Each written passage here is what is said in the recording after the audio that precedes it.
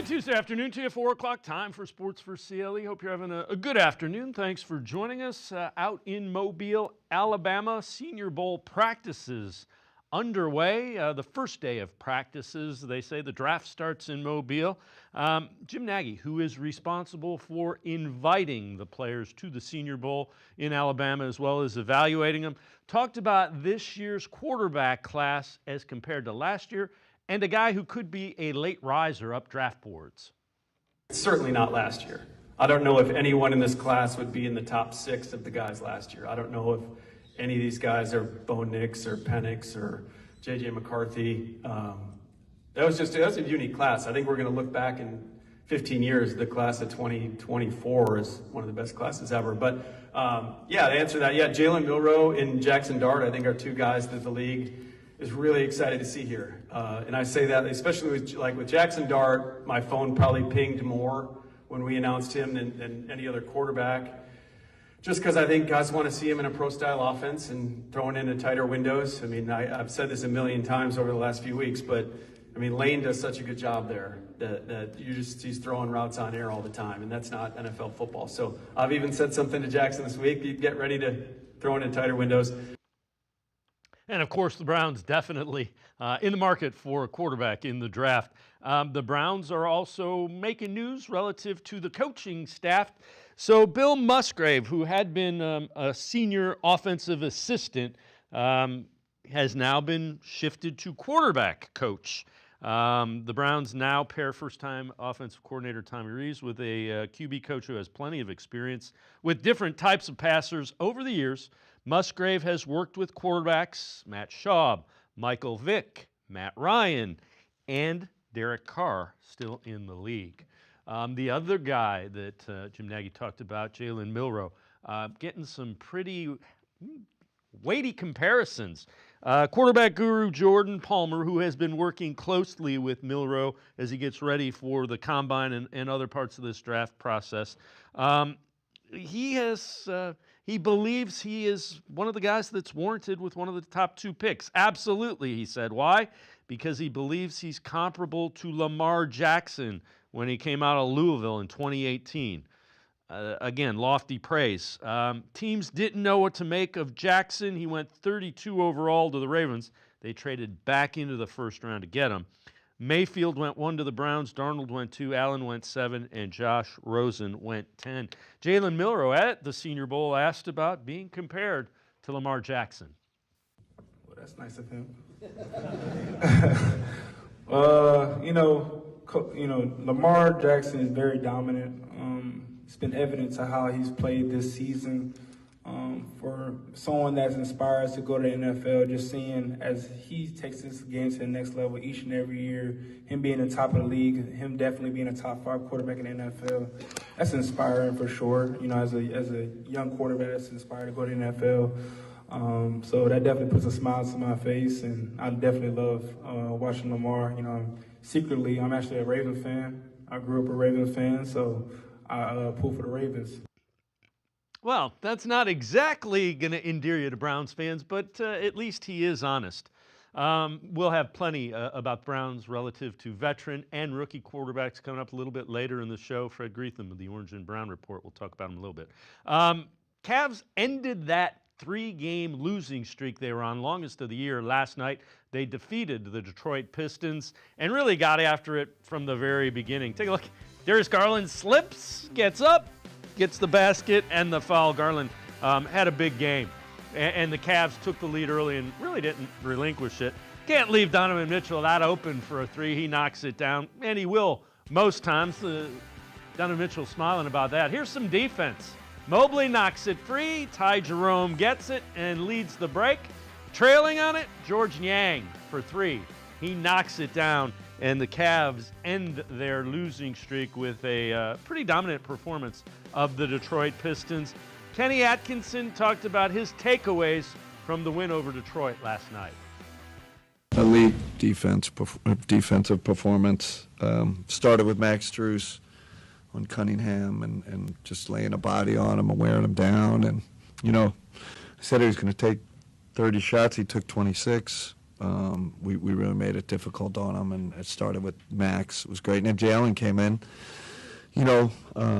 put another, you got to have a big body on him. So I thought our bigs were really good at the rim. They didn't get to the rim. Like I said, they struggled. We protected our paint. We protected our rim.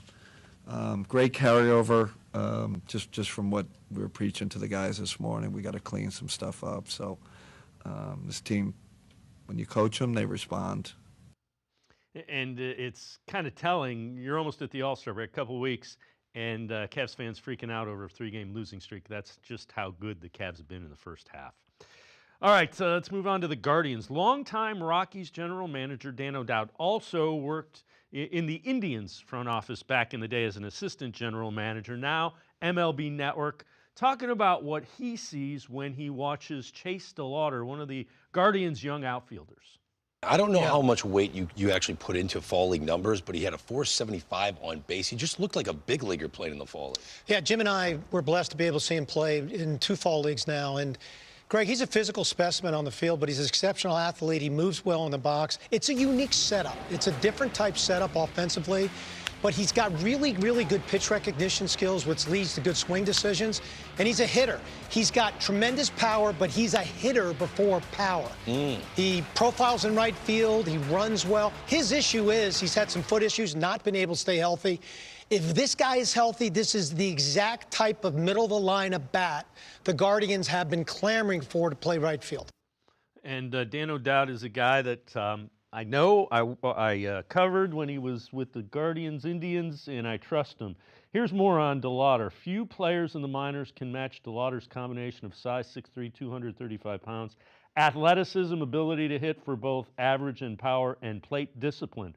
Rarely strays from the strike zone, makes repeated hard contact against all types of pitches, has an unorthodox left-handed swing. We definitely saw that. It can get long, and he'll get caught on his front foot at times, but his bat speed and strength allow him to pull pitches for power, drive them the other way with some authority. If DeLauder can stay healthy and show that he can keep behind the ball at big league level, could help that Guardians offense in the middle of that lineup without question. He is ranked the 36th best prospect in all of baseball, according to MLB Pipeline. That is their most recent rankings. And again, had a successful season at AAA, has had 2 successful Arizona Fall Leagues. He's on the doorstep, and the Guardians definitely need him in the outfield. We're going to step aside, take a quick timeout. We're talking Browns and quarterback position with Fred Greetham, senior analyst for the Orange and Brown Report. Sports4CLE. I'll be right back. Stay with us. Full Court Action is a half-hour devoted exclusively to men's and women's basketball from across the Mid-American Conference. Hello, everybody. I'm Dave Bacon. Join me at 6:30 Tuesday nights, and we'll meet the coaches and players from the Mid-American Conference who are making an impact in basketball. Full Court Action will spotlight the top plays and performances from all across the Mid-American Conference with some historical action as well. Catch Full Court Action Tuesday nights at 6:30 on Rock Entertainment Sports Network.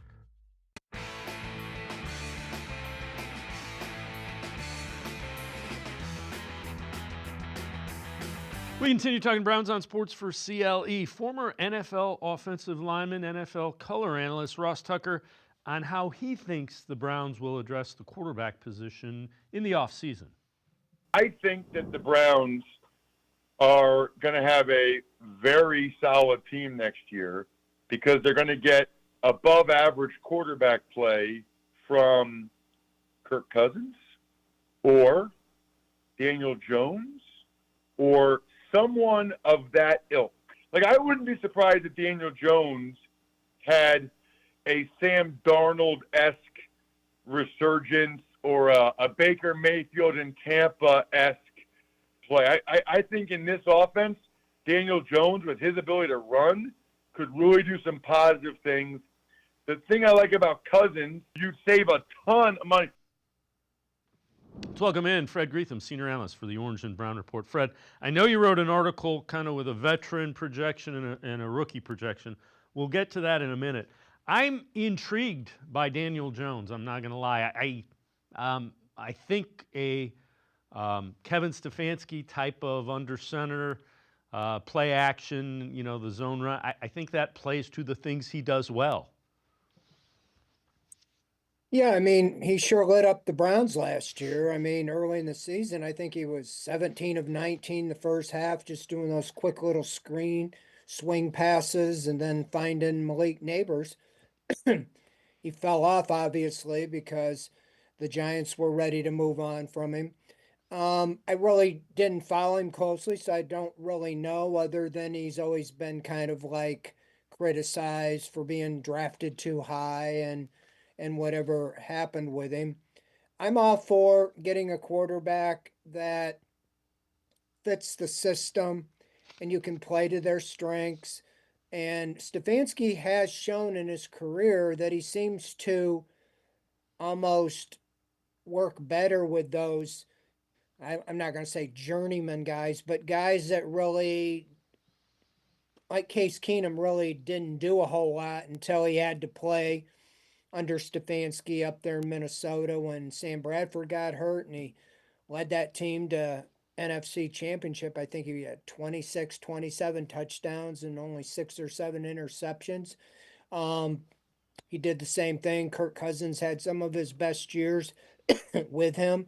So, I mean, I think they have to get back to that. I preached all offseason last year when it was Deshaun Watson. He just had to stay on the field. He didn't do that, but he had to just be an average quarterback, at least average, because they had other pieces on this team, and he wasn't even near average. So to me, I think I keep saying quarterback play is the biggest need here with the Browns. Unfortunately, that's how it is around the league. A lot of teams are always looking for quarterbacks, and maybe you can catch lightning in a bottle with Daniel Jones, and he can have the resurgence like Baker Mayfield did in Tampa.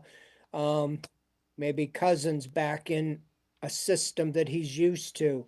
I think there's several options, and I think that they need to go all in, maybe not to the extreme they did with Deshaun Watson, but turn over every rock and find a suitable answer, somebody that can run this offense and be effective, because I still say that was the biggest problem in last year. You had such bad quarterback play.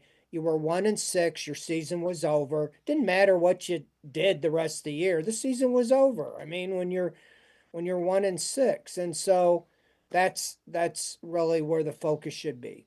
All right. So earlier in the show, we mentioned the Browns are moving Bill Musgrave from offensive assistant to quarterback coach. Musgrave is tied to Derek Carr. Carr's first 2 Pro Bowl appearances came under Musgrave in Oakland, 2015-2016, when Musgrave was the offensive coordinator. That kind of leads us to an article you wrote, QB projections. You've got the veteran QB projection being Derek Carr, and the rookie drafted QB being Cam Ward. Take us through that. That's an article you wrote for the Orange and Brown Report.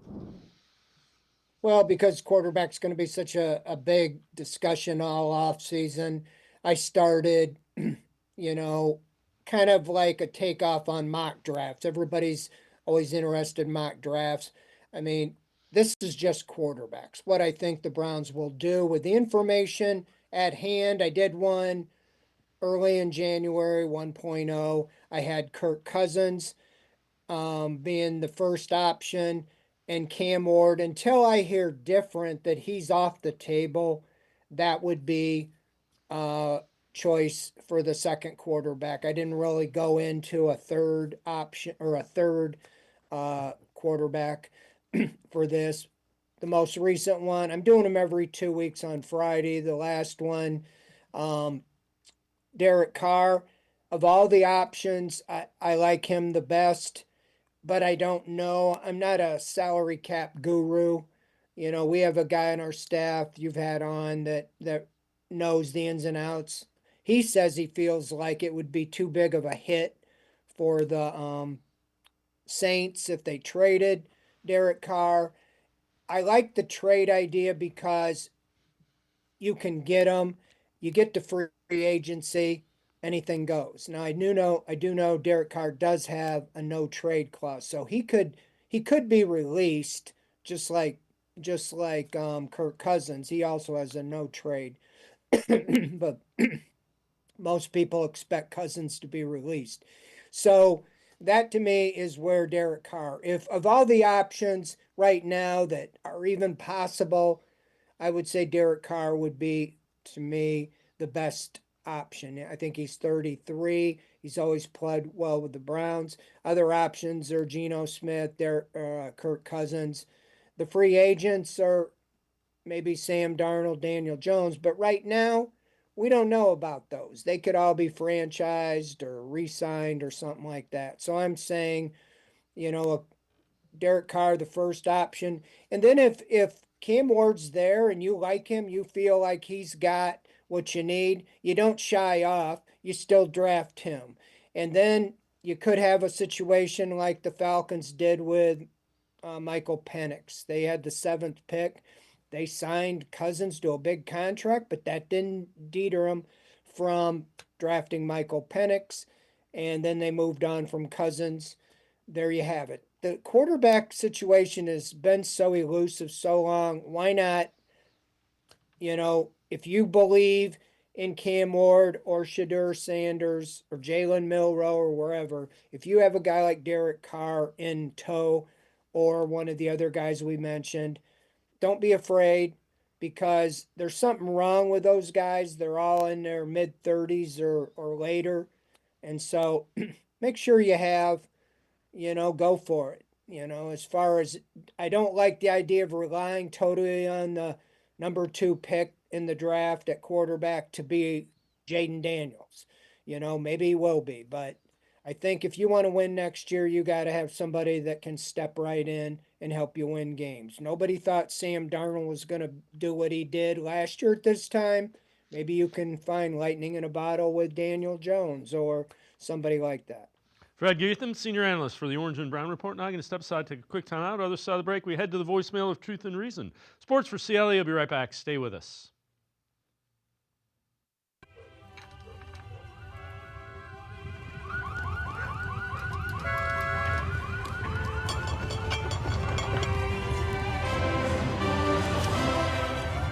Are you ready? The Ohio Lottery is about to unleash 50 new millionaires on Ohio. Want a chance to become one? Play VIP Millions. With 50 $1 million winning tickets, it's your best chance to win $1 million ever.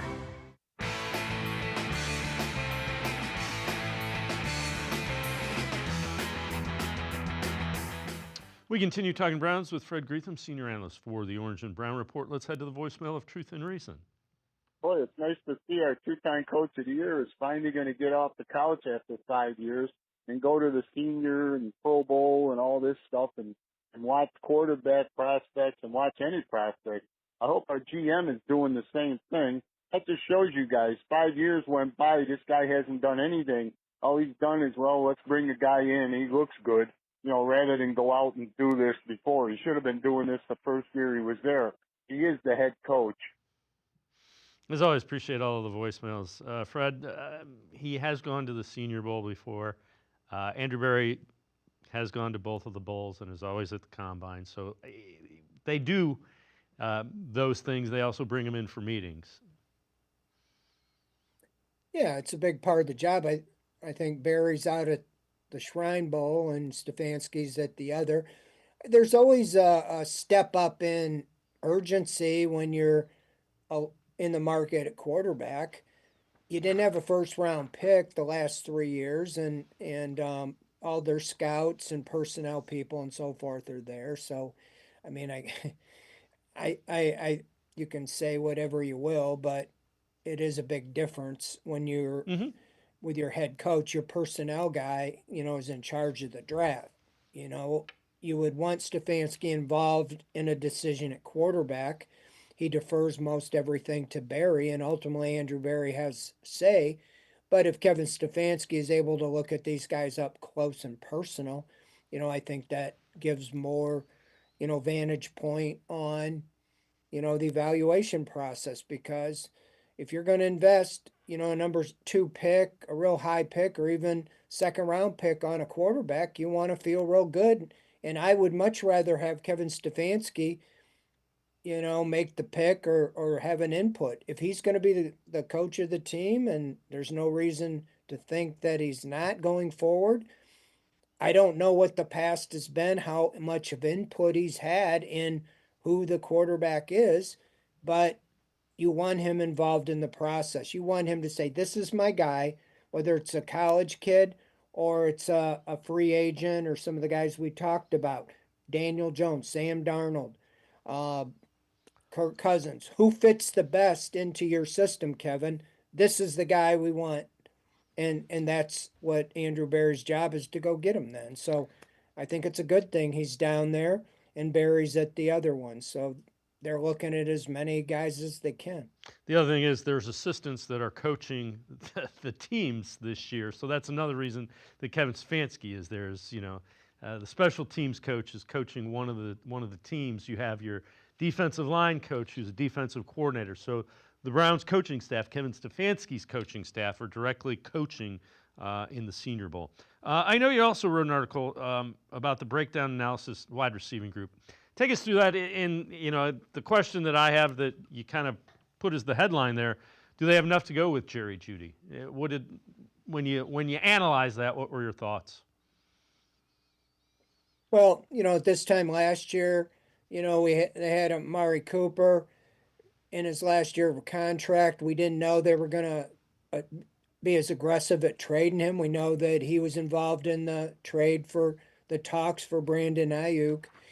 And I didn't really like that because I thought they had a lot on the line to move on from, well, of course, if you got Ayuk, but as far as to trade him before you knew what you really had in Jeudy. And to some degree, that's what they did when they traded him to the Bills for a third-round pick. Now that looks like a great move. He's hardly in the rotation for the Bills, and they got a third-round pick for him. And Jeudy exploded. I don't know if it was so much after Cooper was traded, but it was when Jameis Winston became the quarterback. All of a sudden, Jerry Jeudy, Elijah Moore, and Cedric Tillman all looked like good wide receivers when they had better quarterback play. But with that said, I think Jeudy is evolved and shown that he can be a number 1 receiver. But I think you got some questions behind him. You got Elijah Moore, who had 61 catches. He's not getting too many yards after the catch. He's become like a possession receiver, but he's in the last year of his contract, so I don't know if they'll even try to re-sign him or they'll bring him back on a 1-year deal. Cedric Tillman really looked like he was, making the move to, being number 2 receiver, but he's finished 2 years in a row with concussions on injury reserve. In fact, this year he missed the last 6 games, so I have to be a little concerned with what's going on with him. So I really would like, if you can draft, someone higher than the 3rd round. Every year it seems like Andrew Barry goes for a 3rd round wide receiver. I think in 5 years he's drafted 3rd round 3 times, a 5th round once, and a 6th round. So you can pretty much assure he's going to draft a wide receiver. I would just like to see him draft one a little higher that could step right in maybe and be one of your top 3 receivers this year. So I think that's the whole idea. Is Jerry Jeudy's proven, but behind that you got maybe some questions with Tillman, and I don't know what they're going to do with Elijah Moore after that. I don't think you can count on Jamari Thrash or David Bell. I mean, Thrash had 3 catches, so a lot of questions. I'd like to see a proven. I'd like to see a veteran brought in, but they usually don't go into the free agency. I think looking at the list right now, if T. Higgins makes it to free agency, he's going to get a boatload of money, and I don't know if the Browns would be willing to do that. Yeah, I would agree. They need a playmaker. You need another playmaker at that position. Tight end is probably a position that the Browns will look to in the draft as well. One of the top tight ends in the draft, a guy we got to look at the Senior Bowl, Miami of Florida's Elijah Arroyo, 6'4", 245 pounds. He looked really impressive in the one-on-one drills first day of the Senior Bowl today. Showed he can run pretty well, has some agility to get open downfield. pretty good hands catching the ball, too. For the season, he had 35 catches, 7 touchdowns as a junior this year with the Hurricanes. And he showed the ability to get open in those one-on-one drills. And Fred, again, I know you did a positional breakdown and analysis of the tight end group with the Browns. And, you go to the well. David Njoku was from Miami and Florida, but Arroyo looked pretty good. What did you come to relative to the tight end group when you analyzed that? Well, it's pretty much what I felt like. You had a proven Pro Bowler in Njoku, but if he wasn't on the field, then what do you have? And that's what happened this year. You had a very injury-filled season. I mean, he was battling. He had a hamstring early in training camp, and he had nagging knee injuries. He finished, on injury reserve with a knee injury, and he played through it, but he still missed like 6 games. I mean, Jordan Akins, he filled in. He had 40 catches. His contract's up. I don't know if they'll bring him back, but I mean, other than when Njoku was out, you really just had a bunch of guys. Blake White hurt. They had 2 or 3 guys that you really hadn't heard of. And so I just think that, you need to address that. You hope Njoku can come back and get his form, but now he's still relatively young. I think he's like 28, but still he's got some tread on the tires. And I think you could use a guy like you just showed there. If you can get somebody like that, you definitely need a backup. You need 2 guys, especially if you're going back to the offense more with the 2 tight ends and multiple formations like that with tight ends. You got to have more than one guy. I mean, Njoku, the years before they had Njoku, Harrison Bryant, and Akins, and before that they had Austin Hooper. So they usually had 3 kind of proven guys. Last year they started with really only 2, and then when the top one got hurt, you were kind of hurt. So I think the idea was they only had the 2 was because they were going to go more with multiple wide receivers. And now I think that thinking may shift a little bit. So definitely need another receiver. They need to get a younger guy in there. Yeah, I would agree without question. So relative to some of the things that are going on in Mobile, Mary Kay Cabot down in Mobile was talking to Andrew Berry, and this is not a surprise to you or I know. Says he won't trade Myles Garrett, not even for 2 first-round picks, open to an extension is what Andrew Berry is saying. So, Fred, that's not a surprise. He said as much in his press conference when he wrapped up the season. Yeah, I mean, I didn't hear the interview. Other thing, I'm interested in maybe some other ideas, but as far as that, I mean, yeah. What are you going to do? Say, yeah, well, we want to trade our best player. He said at the final thing that he's not. I mean, that was to put the rest. Everybody's concerned because Miles said he doesn't want to rebuild. Well, of course he doesn't want to rebuild. And of course, even if they were going to rebuild, I don't think you're going to say we're going to rebuild. You're in a position, I think. Andrew Berry and Kevin Stefanski both signed the extensions, but I do think they're under the gun to win. I don't think they're going to survive a 3-14 season again. I mean, I'm kind of surprised to some degree that they didn't have to make more changes than they did. Think about it. You let go of the offensive coordinator and offensive line coach, and basically, you hired the tight end coach that was on your staff from a team that went 3-14. So I asked Tommy Rees, nothing against him, but I mean, do you feel like you can bring in a fresh look after being on the staff that went 3-14? Like, what are you going to do different than what you guys did last year? So, yeah, I mean, I think there's a lot on the line, and they're very confident. They're kind of proceeding like, we just had a bad year. Yeah, I'm with you though. I don't think they survive another 3 wins. Absolutely not. They probably need 7, 6, 7, 8, 9 wins. You need to get back on the door of the playoffs. I think. I mean, you don't. I mean, they got 4 guys in the Pro Bowl. How many 3 and Right. 14 teams? So a lot of that, those guys are, they at one time this year they had the biggest payroll. Sure, you have the salary cap, but they had a lot of money, cash being spent on upfront bonuses and restructuring, and so a lot of money on that team. They had, more guys with over 10 million than any other team that the one time I checked. So yeah, they gotta turn it around and in a hurry. Fred Greetham, senior analyst for the Orange and Brown Report, as always. Appreciate the time and the insight. Thanks very much, Fred. All right, Dave. Fred Greetham, make sure you check him out. Always really good stuff with the Orange and Brown Report. He is the senior analyst. We're step aside, take a quick timeout. Kenny Roda from WHBC 1480. Straight ahead. Stay with us.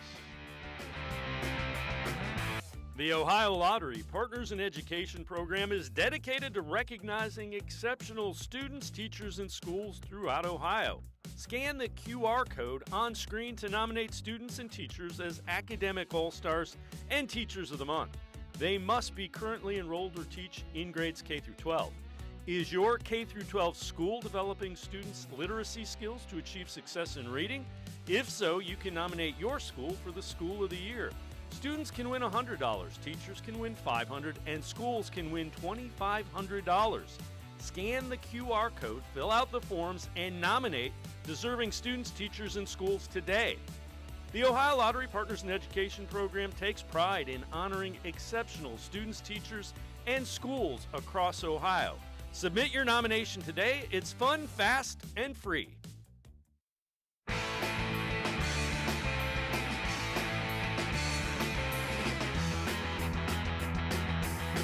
Sports4CLE continues. Let's head back to the voicemail of Truth and Reason. As we must realize, the Ohio State program continuously produces top-notch talent at many positions. The current Browns' needs are quarterback, running back, receiver, among others.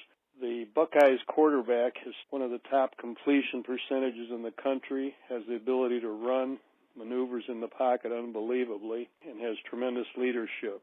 As for a running back, you probably won't find a faster, more complete running back than Travion Henderson. He's a tremendous blocker, picking up blitzes, an unbelievable receiver out of the backfield, and a tremendous player. As for a receiver, there is Amico. He is the top reception receiver in the Buckeyes' history. I have been puzzled for many years why the Browns haven't tapped into the amazing plethora of prospects that is the Ohio State football machine. As always, appreciate all the voicemails. Let's welcome in Kenny Roda from the Kenny and JT Show News Talk 1480 WHBC. Kenny, we were talking before this. You could have said that a few years ago, but the Browns have started to tap into the Buckeyes' talent.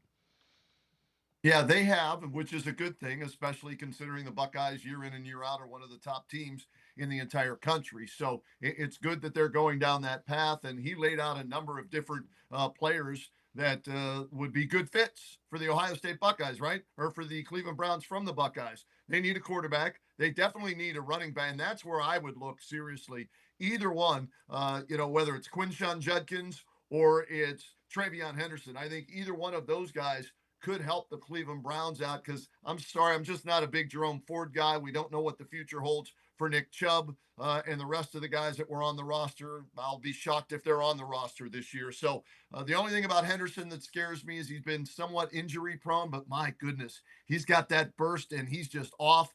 We saw him score so many big touchdowns this season, especially during the playoff run. But the more reliable guy is Quinshawn Judkins, and all he's done in 3 years in college football is rush for 1,000 yards each and every year, twice in the SEC and once in the Big Ten. So Mecca Ibuka would fit in nice. They need some receiver help. So there are a number of Buckeyes, as our caller pointed out there, that could help the Cleveland Browns. Yeah, in the last couple of years, Michael Hall was their top pick when they took him in the second round. DeJuan Jones was a Buckeye that took him in the fourth round. And, of course, a few years back, they took Denzel Ward, number 4 overall. So they have graduated and moved gradually towards getting more Buckeyes. But, yeah, this roster's loaded without question. All right, you look at the Browns roster. You alluded to this. It needs some help, I think, more so on the offensive side of the ball than the defensive side of the ball. Just when you look at holes that need upgraded on this roster? Where do you go? Quarterback's the obvious one. Right. That's number one right there. What are they going to do with quarterback? Because I currently look at this roster and look at the quarterbacks, and I don't want any of them back. Okay, forget them. Get rid of them all.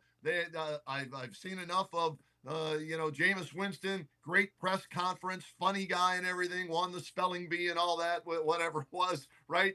But none of these guys should be on the roster for 2025, and that includes Dorian Thompson-Robinson. Seen enough of him. So Kirk Cousins is the guy that's at the top of my list as far as veteran guys, because he's worked with Kevin Stefanski before, and we found out from Kevin recently that he's going to be calling plays again. So don't you want a guy that's familiar with his offense, and maybe there's already that built-in trust between the two? We saw what a veteran quarterback in Joe Flacco can do in that offense, and Cousins now will be a year removed from the Achilles injury, right? And yes, he didn't have a great year in Atlanta, but he probably is the best fit for this offense amongst the veteran quarterbacks. And then you go in the draft and you look at maybe a Jackson Dart or even a Will Howard and bring them on board in the second or third round and learn from Kirk Cousins. So to me, that's the biggest need. But I mentioned running back, David. I think that's another huge need for this team. Nick Chubb's going to go down as one of the greatest running backs, not named Jim Brown, in Cleveland Browns history, right? But his better years are behind him. They need to look to the future. And we mentioned those two Ohio State guys, and I'm sure there are other backs from around the country that'll rank right up there with them. So hopefully Andrew Berry and company will get a running back in this draft. All right, so the Browns, 3-14, they get the second pick overall. There doesn't seem to be a clear consensus between Cam Ward, Shedeur Sanders. And when you talk to the folks that are further in depth on the draft than you and I are, they say that those guys would probably be, either one of them would be the 6th or 7th quarterback if they were in last year's draft. I'm not taking a guy like that at number 2. I don't know about your thoughts. When you have the 2nd overall pick, you got to get a guy like Denzel Ward. He was 4th overall. Myles Garrett was the top pick. I need a guy like that. A team that's picking that high, you need an impact player. This has to be a guy that is a 10-year Pro Bowl kind of guy. Agree 100% with you. I'm not sold on Sanders or Ward. Of the two, I like Ward better, okay? But do I want to take him at number 2 when there's an Abdul Carter who you could bookend with Myles Garrett out there, where there's a Travis Hunter that's a wide receiver, a cornerback? You pick whatever position you want to play him at. You have a little more wiggle room with him. If one position doesn't work out, you can play him at the other. He impacts the secondary or your offense as a wide receiver. I would not be upset if the Browns ended up with either one of those guys, because like I said, I'm not a believer like you on Sanders or Ward at number 2. Now, should a team want to move up, David, right? And you can drop down a few picks, and then Ward is still available, something along those lines. If Henry or Carter are gone, then maybe you look at that and you pick up an extra first-round pick. But let's be honest, if a team's moving up, what are they moving up for? They're usually moving up for a quarterback, right? So if that's the case, those guys will be gone. So I think the Browns aren't as close as they think they are to being a contender after watching Buffalo and Kansas City, Washington, and Philadelphia this previous weekend. Browns are nowhere near any of those teams, not even close. At 3-14, you are what your record says you are, the worst team in the league, or at least the second worst team in the league. So they need a lot of help. So extra draft picks, if you don't drop down too far, might not be a bad idea for the Browns this draft. All right, this one's from the Bleacher Report. Ideal landing spots for 2025 free agents. We've talked about him a little bit. Nick Chubb, they say the ideal landing spot is the Browns. Another year removed from his knee injury, Chubb could return to being game-changing back he was before it. Browns probably offer the best opportunity to rediscover his Pro Bowl form after firing Ken Dorsey. Cleveland appears to return to Kevin Stefanski's zone-running, play-action-based offense, which complemented Chubb well in the past. Kenny, I'm all for bringing Chubb back, but it's got to be incentive-laden, and you got to go out and get a guy early in the draft. I'm with you. I think Jerome Ford is a nice, mix, change of pace back. We'll call him that.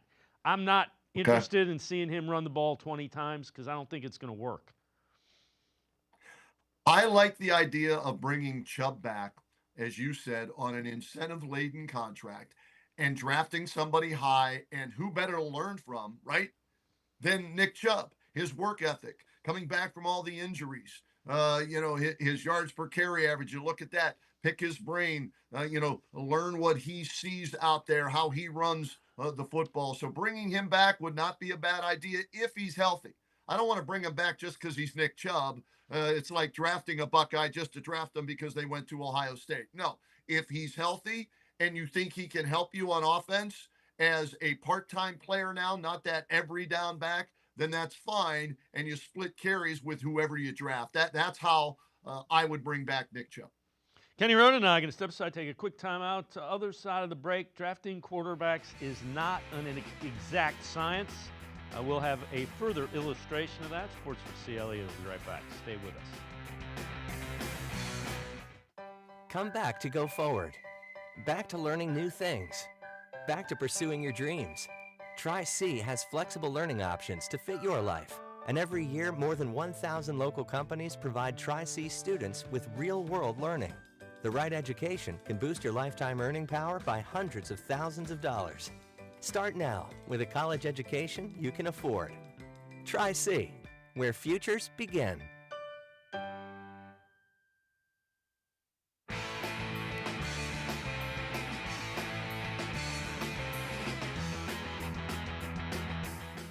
Senior Bowl practices underway in Mobile, Alabama. We'll continue talking Browns with Kenny Roda from the Kenny and JT Show, News Talk 1480 WHBC.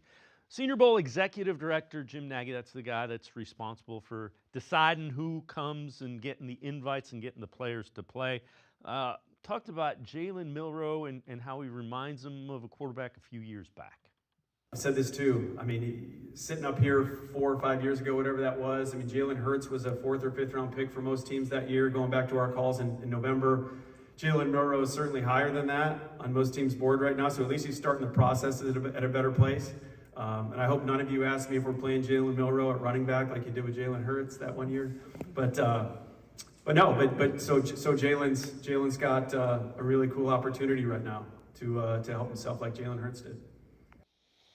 So, Kenny, we use Jalen Hurts as an example because he's he'll be playing in the Super Bowl. He'll be playing in his 2nd Super Bowl. And you heard Nagy kind of refer to it. There were people that wanted him to play running back so they could get a look at him as a running back in the Senior Bowl. And Jalen Milroe has been, if he was a running back, he'd be a draftable running back. Again, I wouldn't run right out there and take him near the top of the draft. But guys do develop, and it's not a science. And right now, the problem has been the Browns haven't developed one in so many years. Here's the way I look at Jalen Milroe in this entire quarterback class. They are not going to be day one starters, year one starters. So even if you draft Cam Ward or Shedeur Sanders, I don't think they're year one starters. They're going to have to sit at least a half of a year, if not the entire year, right?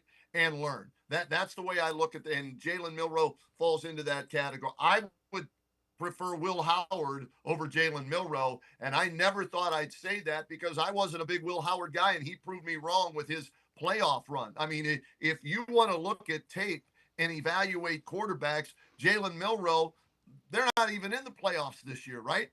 Will Howard, yes, was horrible in the loss to Michigan, but beat Tennessee, Oregon, Texas, and Notre Dame with one of the best quarterback runs you'll see against those type of opponents in college football playoff history.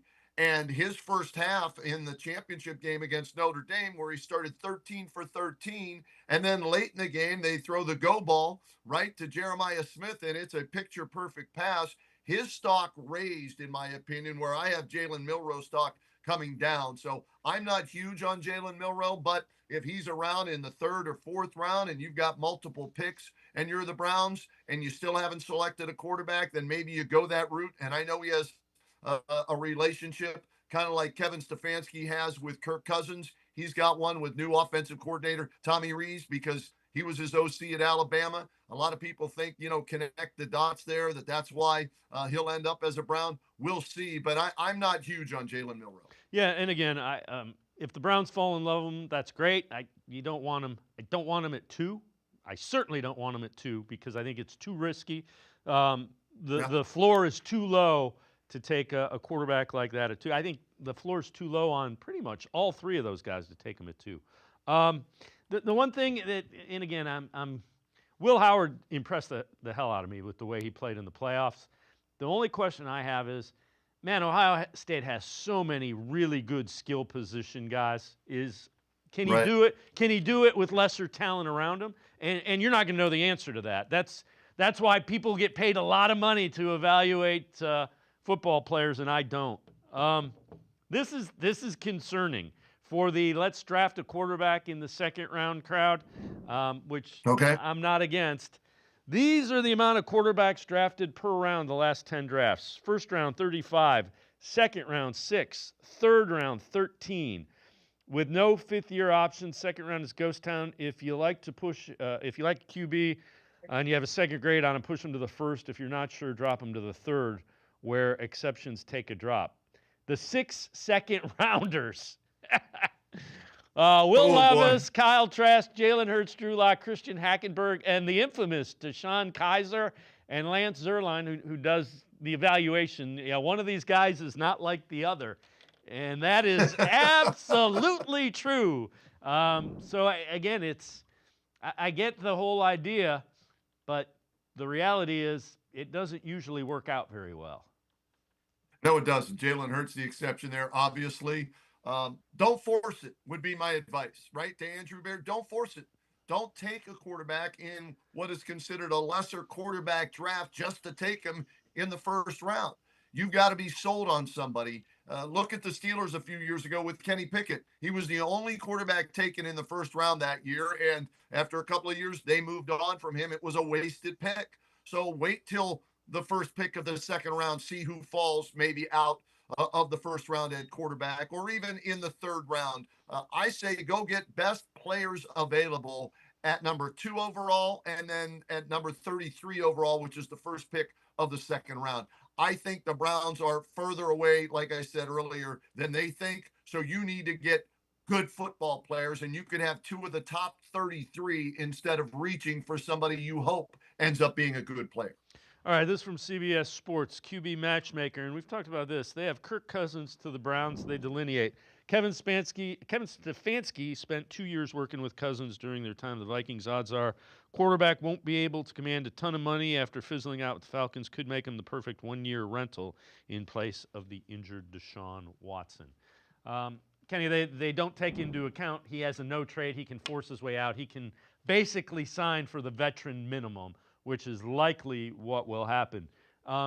Is he the guy in your mind? I mean, when you look at it, you know, there's some talk. Do you try to trade for a Derek Carr? Do you try to trade for a Geno Smith? Sam Darnold's going to be too expensive, I would imagine.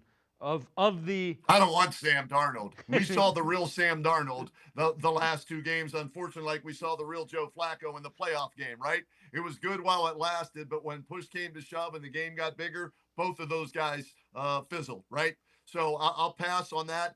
I don't think there's a quarterback out there to trade for. I think you've got to look and find the best of the free agents that's a bridge for 1 year, and that's why I think the Browns are further away than they think they are, unless Kirk Cousins can round back into that form before he tore his Achilles tendon, right?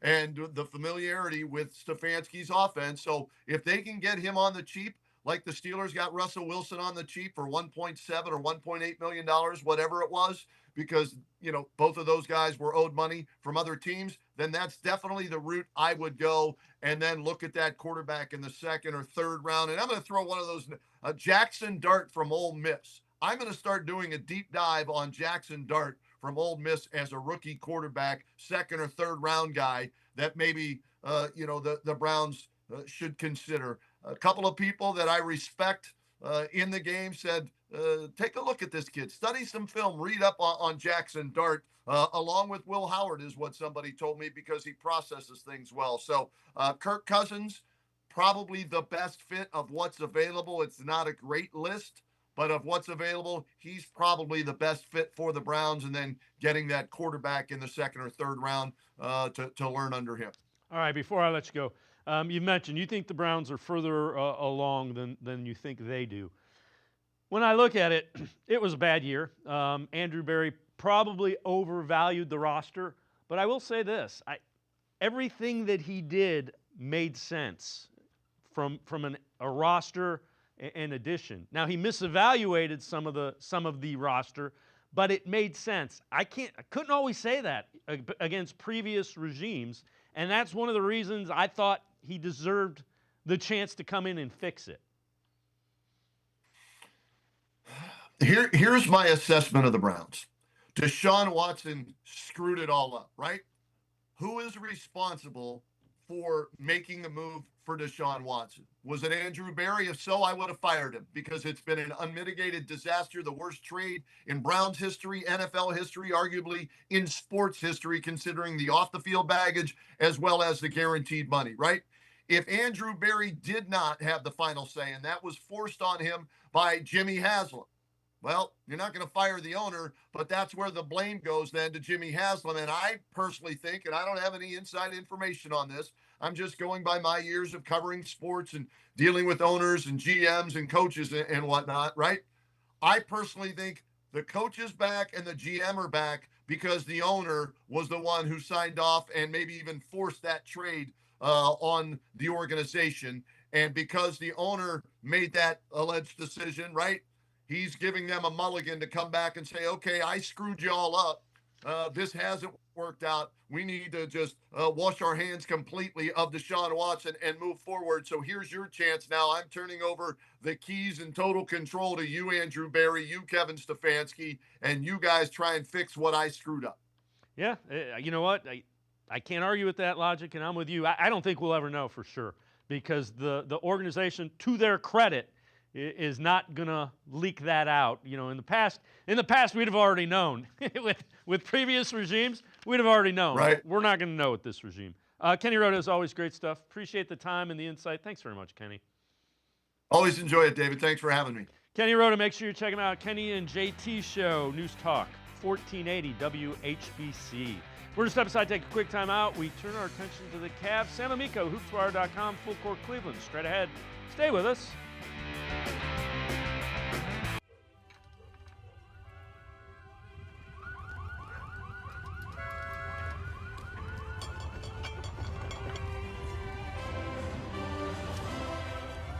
Are you ready?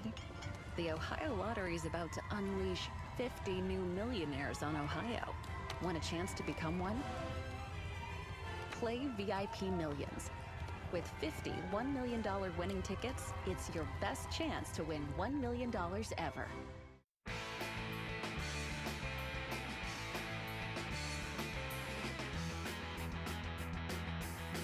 We turn our attention to the Cavaliers. Told you a little earlier in the show they ended that 3-game losing streak with a win over the Pistons last night. Brian Windhorst, national NBA analyst, talking about the type of player the Cavs could be interested in the buyout market because he's not hearing the Cavs involved in many trade talks. What you'd be looking for is a perimeter guard who has size and can defend. Huh. Two guys who could be bought out that fit that bill are Lonzo Ball and Ben Simmons. With that, let's welcome in Sam Amico, hoopswire.com, co-host of Full Court Cleveland. And Sam, let's make it clear, he's not saying that they're going to get Ben Simmons or Lonzo Ball, but it does make sense. You know, those are the type of teams that have given the Cavs some trouble.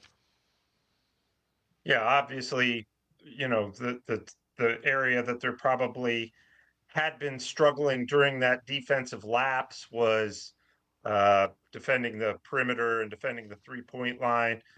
We saw last night Max Strus did a pretty good job for the most part on Cade Cunningham, who clearly is a player that, you know, can really hurt you with the Pistons.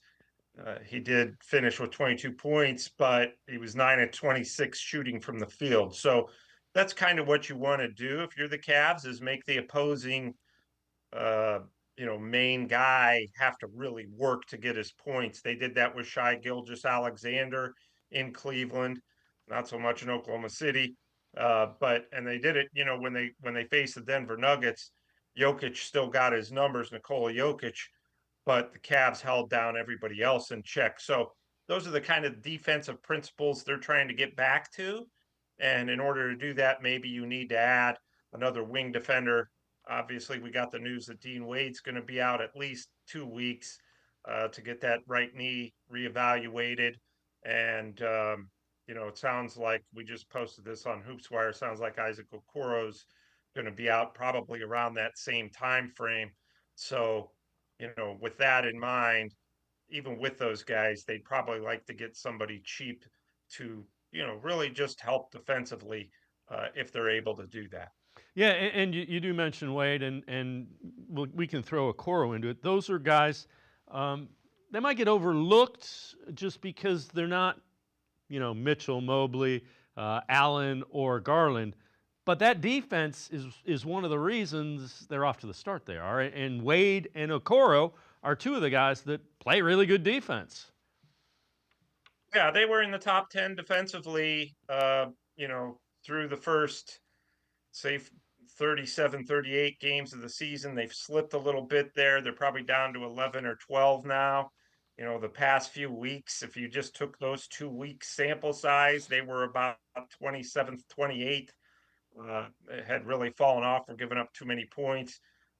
Kenny Atkinson and his staff on Monday before that Pistons game really stressed defense being kind of the thing that they needed to shore up, and then sure enough they did against Detroit, allowing only 91 points in that game. Really were just as Ty Jerome said afterwards, it's about effort and focus at that end. And the Cavs answered the bell against Detroit. So that's an area. Offensively, scoring points, that's never going to be an issue with this team, clearly.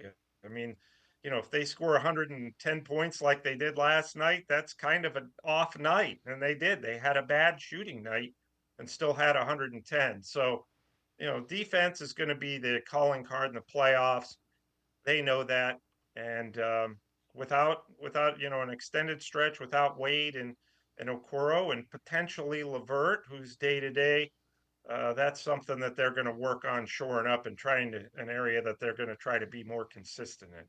All right, so this is from The Athletic, NBA power rankings and grades for the first and second quarters of the NBA season. So they go with the Thunder 1, the Cavs 2, and the Rockets 3. Cavs offensive ranking 121.1, tops in the league. Defensive ranking 111.8, 10th. First quarter grade A, second quarter grade A.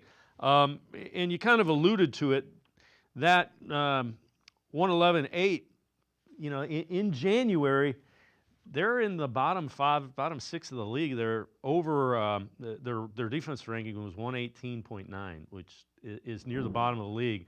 And that's kind of why Kenny Atkinson had the message that he did. But again, we're nitpicking because, Cavs fans were freaking out over a 3-game losing streak and because they hadn't lost 3 in a row. And then they go out and they play good defense and snap it. Yeah, look, this is the dog days of the season. Kenny Atkinson said he felt like posting a picture of a dog on the calendar because it's truly the way it is across the NBA. It wasn't just the Cavs. You look at most contenders seem to be struggle in January. Boston surely has. They're about 500 this month. Oklahoma City lost a home game to Dallas. They're 0-3 against the Mavericks. So if any fan base should be burning down the city, it's probably the Thunder because they can't beat the Mavericks, who eliminated them from the playoffs. So this is typical. Meanwhile, the Portland Trail Blazers had won 4 in a row, and had a great defensive rating. And this is a team that's going to be playing the lottery. So this is not uncommon in the NBA historically for the true contenders to not necessarily play their best in January. And, Kenny Atkinson talked about that and talked about how he wants the team after the All-Star break to really hit another gear. So, this is not after the All-Star break. This is the dog days leading up to the All-Star break. And, they know the areas that they need to get better in and what caused that slide.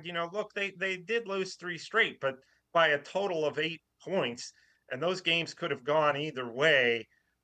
So there's not a great level of concern among the team, the coaching staff, and the players. Obviously, there is the fans because you take every game as if it's the last game. But there's, for the players, coaches, and the organization, there's another game the next night, and if not the next night, 2 nights later, and you don't have time to focus on, what happened last night. You just have to focus on trying to get better at the things you need to work on, and they did that against Detroit.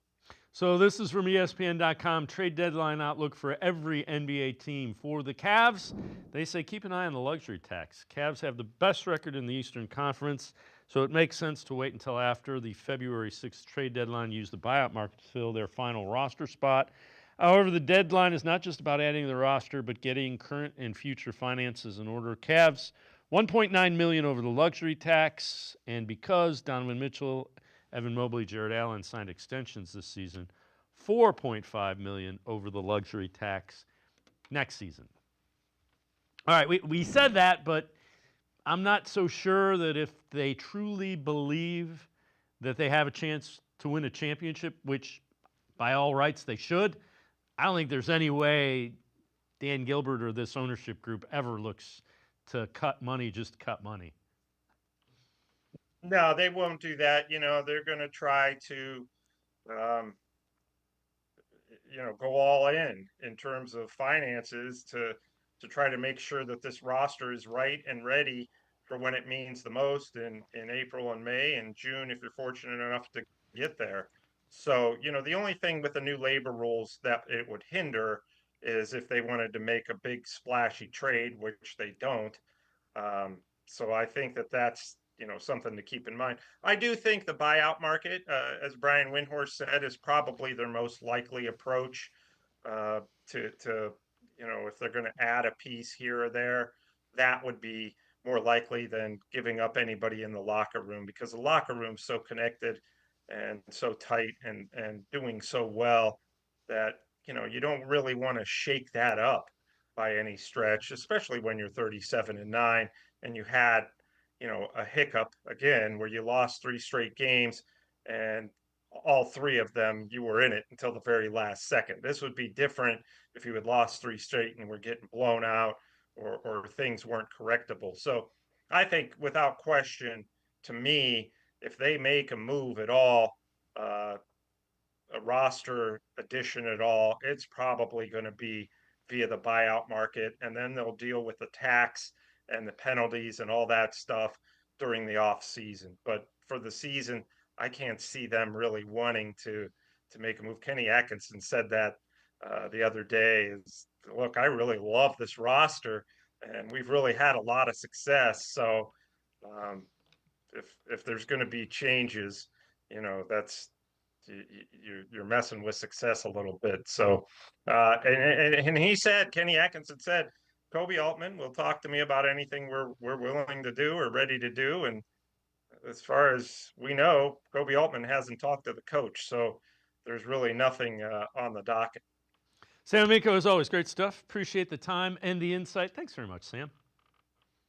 All right, thanks so much for having me, and we will chat at you soon. Appreciate it. Sam Amico, make sure you check him out. He is the host of Full Court Cleveland. Also, check him out, hoopswire.com. Always great Cavs and NBA coverage. That's going to do it for this edition of Sports for CLE. We'll see you back here tomorrow at 4 o'clock. Have a great night, everybody. See you tomorrow at 4 on Sports for CLE.